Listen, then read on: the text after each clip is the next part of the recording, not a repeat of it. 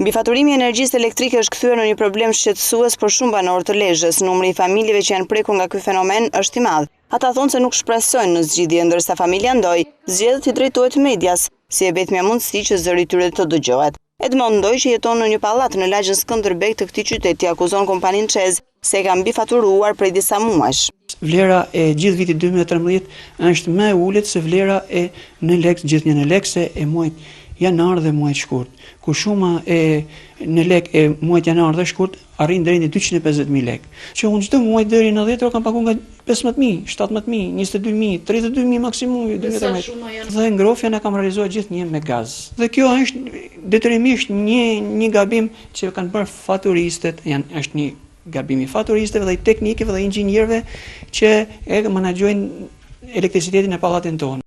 Apeli i kësaj familje është i thjeshtë, të verifikohet nga drejtuesit e ÇEZ kjo ankesë dhe të ndëshkohen personat që vjedhin energjinë, jo ata që e paguajnë rregullisht.